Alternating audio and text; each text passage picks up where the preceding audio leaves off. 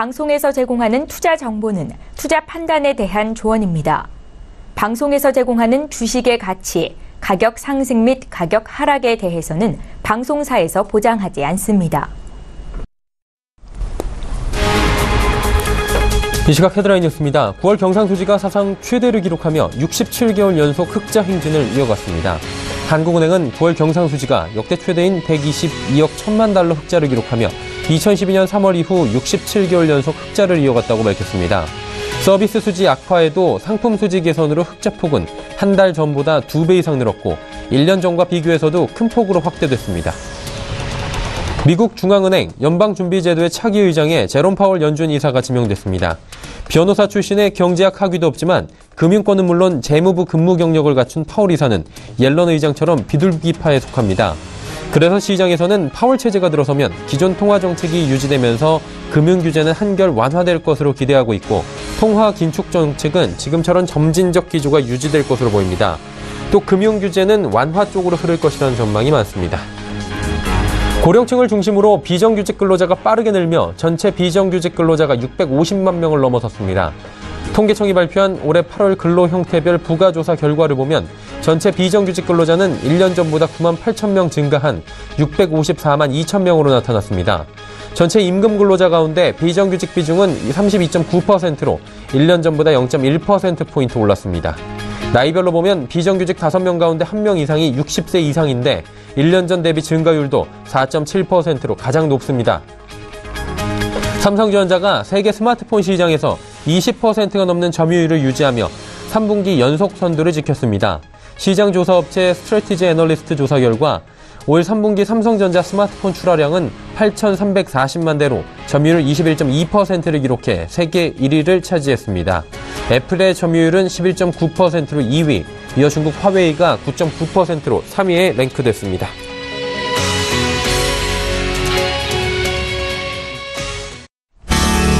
시청자 여러분 안녕하십니까. 오늘장 내일장 1부 출발하도록 하겠습니다. 서정덕입니다. 금요일장이고요. 장 초반에는 또 상승 추세였습니다. 하지만 이내 상승분 모두 반납하고 지금 부합권, 약부합권 쪽이 나오고 있는데요. 차익 실험 매물들이 좀 쏟아져 나오고 있는 금요일장입니다. 역시나 그리고 그 물량들은 전기전자 업종에서 많이 나오고 있는 모습입니다. 그동안에 많이 올라온 건 사실입니다. 신고가 경신한 종목 중에 대다수가 전기전자 업종이다. 이 부분은 확실하게 나와 있는 부분인데 거기에 간밤 나스닥 기술주들의 부진도 차익 실현, 매도를 좀 부추기고 있는 모습들입니다. 특히나 외국인 매도가 집중이 되고 있는 모습인데 다행스러운 건 어제까지 기관이 매도를 하다가 오늘은 매수에 나서고 있다는 겁니다. 그리고 그 매수하는 곳이 전기전자 업종보다는 기타 업종들로 돌아서면서 순환매 장세를 좀 주도하고 있다는 겁니다. 글로벌 증시 상황 살펴보면 그리 나쁘지 않습니다. 조금 전에 짚어드린 바와 같이 미 연준 의장으로 제롬 파월 현 연준 이사가 공식 지명됐는데 비둘기파로 알려져 있고요. 그러다 보니 통화정책 기조나 여러 가지 글로벌의 충격은 덜할 것이다. 그대로 유지가 될 확률이 높다라는 측면. 그래서 시장은 안도의 한숨을 쉬고 있습니다. 그리고 트럼프 세제 개혁 법안도 공개가 됐는데 불확실성을 제거했다는 측면은 맞지만 상하원을 통과할 수 있느냐 그리고 그 이후에 어느 정도 변화가 올 것이냐 이 부분은 체크를 반드시 해야 한다고 합니다. 자, 이제 우리 시장 이번 주 마감 몇 시간 남지 않았습니다. 잘 마감해야 될 것 같고요. 다음 주에 이슈들 짚어보는 시간 오늘장 내일장에서 가져보시길 바랍니다. 본 방송에서 제공해드리는 정보는 투자 판단에 대한 조언일 뿐입니다. 해당 주식의 가치, 수익률 보장해드리지 않는다는 점 참고해 주시길 바랍니다. 코스피 상황부터 짚어보도록 하죠. 코스피 지수는 2542.29포인트입니다. 약보합권에서 여전히 머무르고 있고요. 2540선 이탈은 되지 않고 있습니다. 0.16% 하락 수준에서 현재 하락폭은 크지 않습니다. 일중 흐름들 지켜보도록 하죠. 일중 흐름 보시면 장 초반에는 2557포인트였습니다. 상승 출발을 했는데 이내 보합권까지 쭉 빠져 내려왔고요. 2540포인트대까지 정오 이후에 살짝 빠졌다가 소폭 반등에 지금 나서고 있는 모습, 약보합권까지는 지금 올라온 모습입니다. 수급 주체 확인해 보면 어제까지 강하게 사던 외국인이 오늘은 1,096억 원, 1,000억 원 넘게 팔고 있고요. 매도하던 기관이 돌아왔습니다. 1,129억 원, 그리고 골고루 특히 낙폭과대주 위주로 기관은 오늘 사들이고 있다라는 부분 체크하셔야 되는데 기관 가운데서 금융투자 쪽에서 2,955억 원이나 삽니다. 개인은 431억 원 팔고 있습니다. 시가총액 상위 종목들 체크해 볼 텐데 삼성전자의 낙폭이 좀 보입니다. 280만 원이 살짝 무너져 있는데 삼성전자 2% 따라지다 보니까 지수 전체적으로도 타격이 좀 있는 모습입니다. 그에 비하면 지수는 선방하고 있고요. SK하이닉스 약보합에서 강보합으로 올라왔습니다. 현대차도 오늘 반등에 성공하면서 16만 1,500원까지 올라갑니다. LG화학이 어제까지 신고가 경신하다가 오늘은 2.5% 비교적 좀 깊이가 있는 조정이 나오네요. 다음 살펴보도록 하죠. 네이버 0.58% 올라가고요. 포스코도 소폭 상승합니다. 삼성물산이 500원 빠지고 삼성생명 지분가치 증대와 배당이익 증가 여러 가지 호재가 계속 나오면서 오늘 13만 7천 원 회복합니다. 현대모비스 27만 원 터치하는 모습 보입니다. 다음 살펴보도록 하죠. 삼성바이오로직스 약보합이고요. 한국전력 오랜만에 반등 나옵니다. 금융주들도 오늘도 상승 흐름 소폭씩 이어가고요. SK텔레콤은 강보합입니다. 이제 코스닥 지수 체크해보도록 하죠. 코스닥은 697.02포인트 오히려 잘 갑니다. 700포인트까지 얼마 남지 않았네요. 3포인트도 남지 않은 상황입니다. 일중 흐름 만나볼 텐데 보시면 698포인트에서 출발한 뒤에 흘러내리나 하다가 지금 697포인트대까지 다시 올라가는 모습. 위아래로 폭은 깊지 않습니다. 일단 상승권역에서 최대한 움직이고 있는 코스닥 지수 확인하실 수가 있습니다. 자, 이제 수급 조치 확인해 보도록 하죠. 수급 조치 보시면 개인만 삽니다. 1,674억 원 개인이 사고요. 기관 478억 원, 외국인은 923억 원 각각 매도하는 가운데 기관 투자자 가운데는 금융투자 쪽에서는 48억 원 소폭 매수하는 정도입니다. 시가총액 상위 종목들 살펴볼 텐데 셀트리온이 오늘 또 여러 가지 이슈가 나오면서 반등에 성공을 합니다. 셀트리온 SK 어제 낙폭이 컸는데 오늘은 소폭 반등합니다. 신라젠 같은 경우에 지금 상승이 계속 이어지는데 8만 원도 넘어섰습니다. 그리고 상승폭이 7%에 가깝습니다.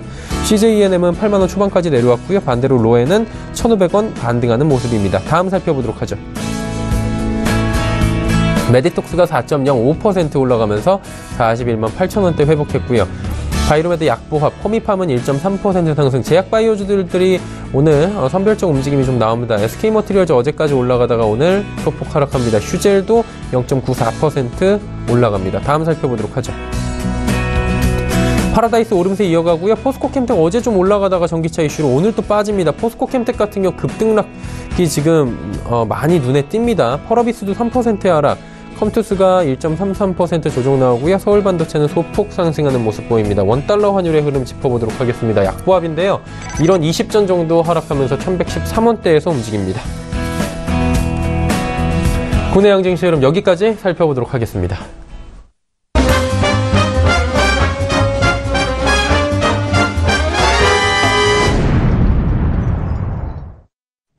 오늘장 이슈 짚어보도록 하겠습니다. NH투자증권 투자전략팀의 조현주 연구원입니다. 안녕하세요.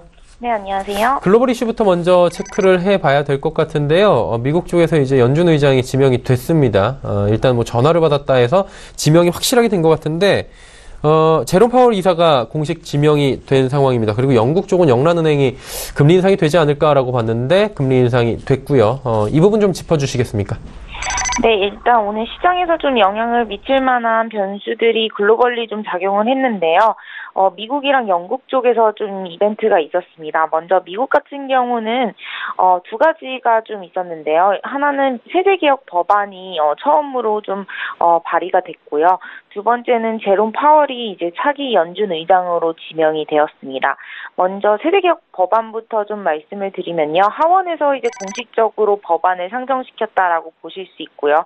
이 부분이 이제 상원 법안까지 합쳐져서 표결로 이어지면은 결국에는 이 세제개혁 법안이 현실화가 되는 건데요. 일단 하원 세제개혁 법안에서 가장 우려했던 부분은 법인세 인하가 한 번에 인하되지 않고 5년에 걸쳐서 점진적으로 인하될 수 있다라는 부분이 좀 시장에서는 우려 요인이었는데요. 그 부분이 없고 그냥 바로 법인세를 20%로 인하한다라고 좀 법안에 나와 있기 때문에 오히려 시장에서는 좀 안도 랠리가 시현됐다라고 볼 수 있을 것 같습니다. 법인세는 원래 기존에 얘기했던 대로 20% 인하로 결정이 되었고요. 그 외에 좀 중요한 부분들은 이제 공제제도 혜택들이 많이 좀 사라지면서 모기지 금리 공제제도가 좀 많이 축소가 됐습니다. 그러면서 건축업종 좀 많이 하락을 했고요. 또 이 외에도 신재생 에너지 관련한 그 공제제도도 폐지가 되면서 신재생 에너지 관련주들이 좀 약세를 보였습니다.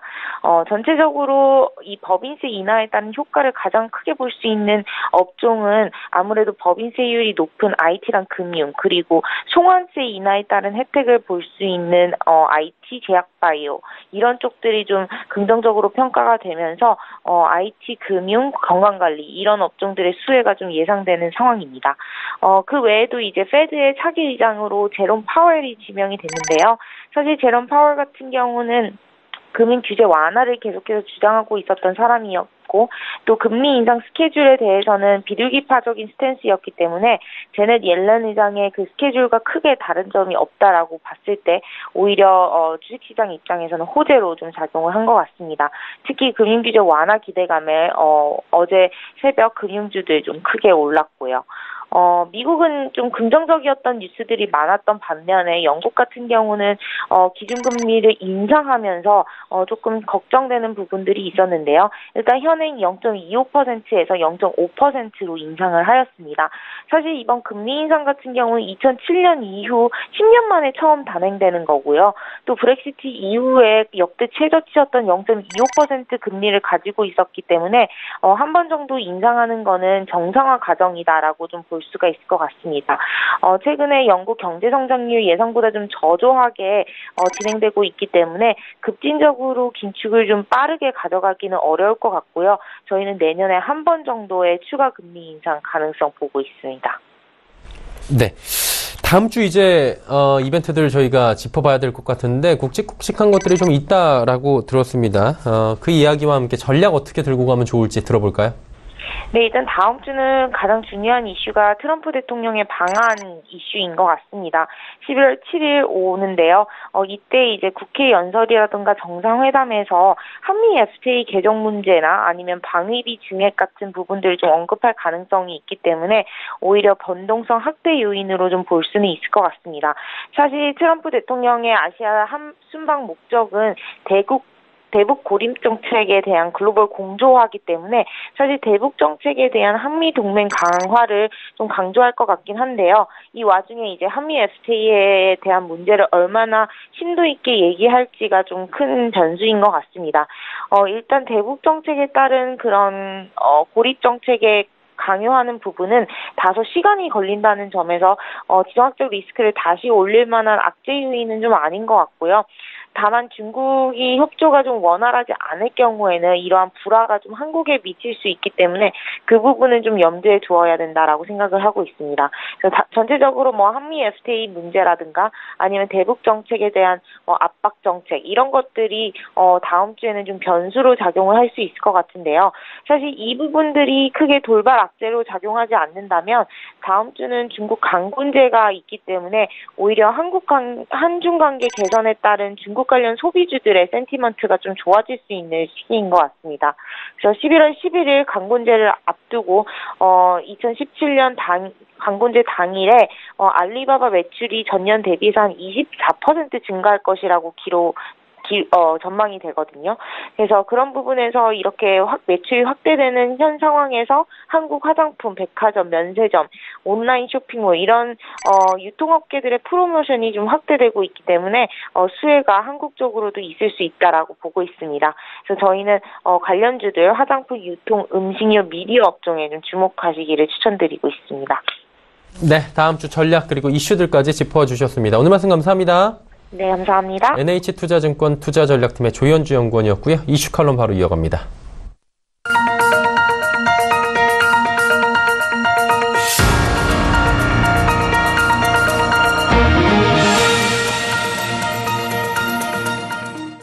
마켓 리더들과 시장의 이슈를 짚어보는 시간, 이슈 칼럼 시간입니다. 오늘은 미중산업경제연구소 조용찬 소장과 함께합니다. 소장님 나와 계십니까? 예, 안녕하십니까? 예, 영국 쪽부터 먼저 여쭙도록 하겠습니다. 영란은행이 금리 인상은 단행할 것이다. 시장의 예측이 좀 많았는데 맞아 들어간 것 같습니다. 어때요? 유럽 쪽하고는 좀 다른 움직임, 영란은행은 긴축으로 미리 들어가게 된 거라고 저희가 봐도 되는 겁니까? 네, 이번에 그 기준금리를 0.25에서 0.5%로 소폭 인상을 했는데요. 하지만 2배 정도 인상된 그 금액이기 때문에 기업들 입장에서는 좀 부담이 크지 않을까 보여지는데요. 문제는 이제 금리 인상이 10년 4개월 만에 일어날 정도로 미국 같은 경우, 이제 영국 같은 경우에는 그 인플레이션 문제가 상당히 좀 심각하게 전개가 되고 있기 때문에 그렇습니다. 최근 들어서 파운드화가 약세가 뚜렷해졌고요. 여기에 따라서 수입 물가가 상승한 데다가 고유가까지 겹치면서 9월달 영국의 소비자 물가 지수는 3%까지 올라왔습니다. 영국 같은 경우에는 물가 목표를 2%로 잡고 있기 때문에 금리 인상을 이번에 늦출 수는 없을 것으로 보여지는데요. 이제 문제는 앞으로 금리는 상당 기간 동결될 것으로 보여집니다. 아무래도 물가는 10월 달이 3.2% 피크로 해서 서서히 꺾일 것으로 보여지고 있고요. 또한 영국의 2분기 GDP 성장률 같은 경우는 0.3%에 그쳤기 때문에 금리 인상을 계속할 수는 없을 거로 보여집니다. 그런 측면에서 보면은 미국이나 EU처럼 보유 자산을 축소하는 테이퍼링의 그 조기에 들어갈 가능성도 낮다는 점에서 금리 인상에 대한 불확실성 해소로 인해서 어제 그 영국 주가도 유럽에서는 유일하게 상승하는 그런 모습을 보여줬습니다. 그렇다면 이제 유럽 쪽 한번 더 짚어봐야 될 것 같은데 22 통화정책회의는 지난주에 나왔습니다. 테이퍼링인데 시장에서 이거 테이퍼링으로 봐야 되냐 싶을 정도의 온건한 점진적인 테이퍼링이었습니다. 유로존 자체가 봤을 때 이제 완전한 긴축으로 들어가는 건 시기적으로 그러면 언제쯤으로 봐야 되는지 이 부분도 궁금하거든요. 네, 사실상 자산 매입 규모를 2번에 걸쳐서 줄였기 때문에 금융 정상의 길로 들어섰다고 보는 게 맞을 것으로 생각이 됩니다. 정책문에는 금융 완화 기조를 계속 넣겠다고 표시는 했겠지만 버냉키 연준 의장이 테이퍼링이라는 표현을 썼다가 금융시장의 혼란을 초래했던 경험을 갖고 있기 때문에 드라기 총재 같은 경우도 워낙 정치인이다 보니까 이런 그 테이퍼링의 단어를 쓰지는 않은 것으로 보여집니다. 하지만 유로존의 성장률을 보면은 3분기에 연율 기준으로 플러스 2.4%나 기록했는데요. 2% 유럽의 성장률은 낮다고 표현할지 모르겠지만 실제 유로존의 잠재 성장률이 1% 전후인점을 비교하면은 4분기 연속 2% 성장, 경기 확장 국면에 들어섰다고 표현을 해도 될 정도입니다. 이제 문제는 양적 완화 정책이 길어지면서 독일과 같은 주요 국가의 그 우량채들 같은 경우에는 채권 매입 물량 부족 사태가 일어나면서 채권 시장의 교란 요인이 되고 있다는 점이 가장 큰 거고요. 또 독일이 그 금융 정상의 길로 요구하는 것도 아무래도 향후에 그 실탄을 대비하기 위해서 미리 금리 인상에 들어가야 되지 않느냐는 그런 그 압력이 커지고 있다 그럽니다. 이 때문에 유로존 같은 경우에도 한 차례 정도 금리 인상에 들어가기 위해서는 좀 그 양적 완화 기간을 조금 더 늘릴 가능성이 있겠지만 근본적으로 내년 그 9월 달부터는 그 빠른 금융 그 정상화의 길로 들어서지 않을까 생각이 듭니다. 근데 이제 일본 쪽을 살펴보면 이 기조가 좀 다르단 말이죠. 현행 금융정책 유지하면서 동결했습니다. 미국, 유럽 쪽과는 다르게 일본 같은 경우에는 결국에는 유동성이라는 부분을 아직도 강조를 하는 것 같은데 이게 좀 금융 기조가 다른 이유가 있을까요? 네. 그 일본 같은 경우에는 2013년부터 양적 질적 금융 완화를 시작했는데요. 그리고 나서 마이너스 금리, 장단기 금리 조작을 도입하면서 점차 물가도 이제 그 플러스로 돌아서기 시작했습니다. 디플레이션을 완전히 탈피를 한 그런 모습인데요. 하지만 2% 물가 목표를 달성하기에는 조금 더 시간이 걸릴 것으로 보여집니다. 다행스러운 것은 일본인들이 인플레이션이 일어나기 시작하면서 지난 1년간의 경기 호전이라든지 물가가 올랐다고 답변하는 사람이 63%고요. 앞으로 1년 뒤에 물가도 오른다고 답변한 사람이 한 70% 정도가 된다는 겁니다. 이렇게 되면은 기업들이 재고를 쌓으려는 움직임, 또한 그 개인들 같은 경우에는 선소비에 나서려는 움직임이 나타나기 때문에 그런데요. 실제 일본에서는 일선 부족으로 인해서 물류비들이 좀 올라가는 등 다양한 쪽에서 그 가격 인상 요인이 일어나고 있다고 합니다. 아사히 맥주도 10년 만에 가격을 올렸고요. 택배나 버터, 식용유, 조미료인 그 가츠오부시, 그리고 김, 이뿐만 아니라 세탁, 담배 가격까지도 지금 들썩이고 있는 그런 모습입니다. 이제 문제는 외환시장에서 엔화가 현재 100엔에 975엔까지 절상이 됐는데요. 우리는 11월 달에 금리 인상이 확실히 되지만 일본은 상당 기간 마이너스 금리를 그대로 유지한다는 점에서는 일본과 경쟁하는 수출주라든지 또 일본에서 중간재나 자본재를 도입하는 우리나라 수입 기업들 같은 경우는 실적 악화 요인으로 되지 않을까 이렇게 보여집니다. 그 아베노믹스 종료되잖아요, 좀 있으면. 그 아베노믹스가 꽤나 긴 시간 동안에 일본 경제를 어쨌든 간에 지금 올려놓고 있다 이렇게 이야기가 나오는 것 같은데 실제로 이런 평가가 나옵니까? 어떤 평가를 아베노믹스는 받고 있죠? 네, 아베노믹스는 세 가지 화살로 구성되고 있는데요. 금융정책, 재정정책, 성장정책입니다. 경제적인 측면에서 보면은 실업률이 낮아지고 성장률이 높아지는 이런 성과가 가장 두드러지게 나타나고 있습니다. 이제 문제는 실업률이 낮아졌지만 임금이 오르지 않는 문제가 일어났는데요. 아무래도 경기 회복 과정에 비정규직이 늘어나면서 전체 고용에서 차지하는 비정규직 비율이 늘어난 게 평균 임금이 오르지 않는 가장 주요 원인이 되는 것으로 보여집니다. 하지만 아베 총리 같은 경우는 시간이 해결해 줄 것이라고 표현을 하고 있는데요. 그같이 보는 건강은 아무래도 금융 정책을 통해서 부동산 가격이 지난 한 2년간 꾸준히 상승했습니다. 그러다 보니까 담보 가치가 높아지면서 소비라든지 투자를 좀 일으키는 측면이 있었고요. 앞으로 아베노믹스의 핵심이라고 할 수 있는 2019년 10월까지 소비세율을 인상을 시키는 문제가 있습니다. 이 때문에 아베노믹스의 두 번째 화살인 기동적인 재정 정책을 앞으로도 더 써야 된다는 거죠. 그러다 보니까 배우자의 그 관련된 소득 그 부담을 좀 줄여주는 정책, 소비세 증세에서 주택 구입 시에 매기는 이런 그 세금을 보유세 쪽으로 바꿔주는 문제, 그리고 자산소득세 20%를 신축 있게 변동시킬 가능성이 높다는 점에서는 앞으로도 구로다의 그 금융 완화 정책, 그리고 아베 총리의 그 아베노믹스는 한 1, 2년 정도는 계속 진행이 될 것으로 보여집니다. 향후에도 조금 더 진행이 될 수 있다라는 부분 짚어주셨고요. 이제 중국과의 관계 여쭤보도록 하겠습니다. 지금 몇 달 만에 중국과의 해빙 무드가 지금 만들어지고 있는지 어떻게 보면 참 다행이다. 그리고 일각에서는 이번 일을 교훈으로 중국의 이렇게 의존적인 수출이나 환경들을 바꿔야 한다. 여러 가지 이야기들이 나오고 있는데 그런 와중에 이제 중국 관련 테마주들 찾는 움직임이 굉장히 바쁘다고 하더라고요. 한중 정상회담도 예정이 돼 있고요. 시진핑 국가총서기가 주도하고 있는 4차 산업혁명에 관심을 많이 갖고 있는 것 같은데 4차 산업 관련해서 우리 시장에도 테마주가 또 만들어질지 이 부분도 궁금하거든요. 어떻습니까? 네, 중국을 최근에 좀 몇 번 가봤는데요. 모바일 인터넷이 확산이 되면서 교육이라든지 상거래, 배송, 은행, 음식점, 원격 진료 같은 모든 분야에서 우리가 생각했던 것보다도 중국이 서비스의 디지털화가 상당히 빨리 진행되고 있습니다. 이 때문에 미래 4차 산업혁명은 중국이 주도하는 모습이 뚜렷해지고 있는데요.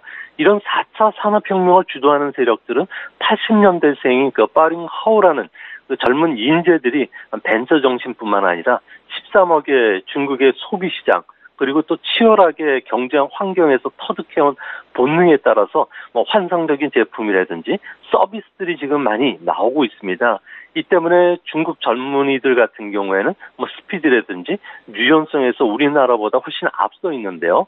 이 때문에 사물 인터넷, 인공지능, 그리고 로봇공학, 그리고 생명공학 쪽 분야에서는 우리보다도 기술 발전 속도가 상당히 빠르고요. 또 많은 부가가치를 창출시켜주고 있기 때문에 세계 각국의 기업들이 몰려오고 있는데요. 앞으로 이런 4차 산업혁명과 관련된 중국의 인터넷 플러스에 우리가 이번에 정상 간의 회담에서도 좀 진출을 좀 논의하는 것으로 보여지기 때문에 앞으로 이거와 관련된 기업들의 한국 기업 인수라든지 합작 사업 그리고 우리나라 기업들이 중국의 이런 그 시장에 본격적으로 진출할 가능성이 높다는 점에서는 중국 관련 소비주 테마들도 좋지만 장기적으로는 4차 산업혁명과 관련된 수혜주들을 이제 찾는 움직임도 빨라져야 되지 않을까 보여집니다.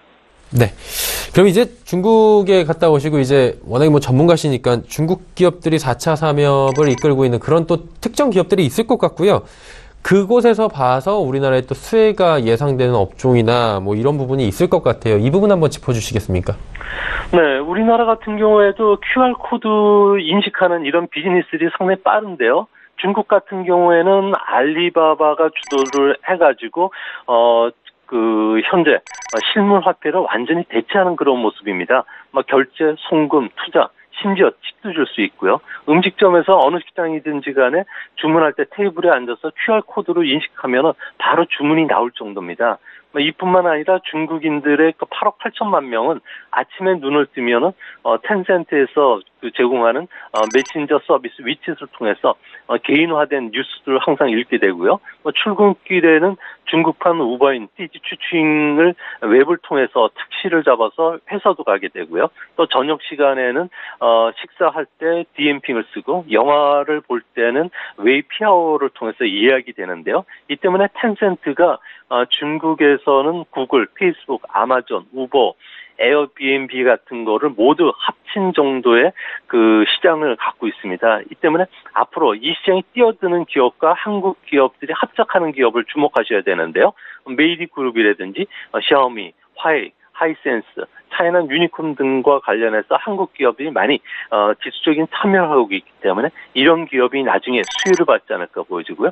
앞으로 더 주목되는 점은 중국의 미상장 기업이지만 기업 가치가 10억 달러를 웃도는 유니콘 기업이 있습니다. 중국에서는 131개 정도 되는데요. 이들 기업이 인터넷을 기반한 서비스를 확대하기 때문에 이런 시장에 들어간 우리나라 기업들 같은 경우도 폭발적인 성장이 예상된다는 점에서 앞으로 4차 산업혁명과 관련돼 중국 시장에 진출되는 국내 기업들은 국내 시장보다도 중국 시장에서 폭발적인 성장할 가능성이 높다는 점에서 지금부터 이런 기업들을 눈여겨보셔야 되지 않을까 생각이 됩니다. 네, 미리 선별적으로 보면서 대응하는 것도 참 좋을 것 같다라는 생각이 듭니다. 미중산업경제연구소 조용산 소장과 이야기 나눠봤습니다. 소장님 감사합니다. 예, 감사합니다.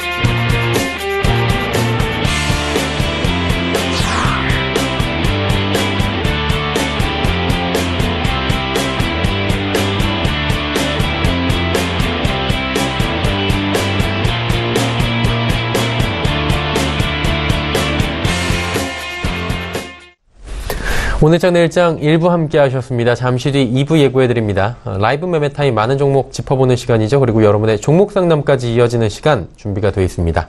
100원의 정보 이용료 추가되는 샵 0082번을 통해서 종목 상담 남겨주시면 됩니다. 두 분의 전문가 분들과 함께 할 텐데요. 주식탐탐의 이재모 팀장 그리고 유한타증권 역삼지점의 허정원 FA와 함께 하도록 하겠습니다. 잠시 뒤 2부에서 뵙겠습니다. 고맙습니다.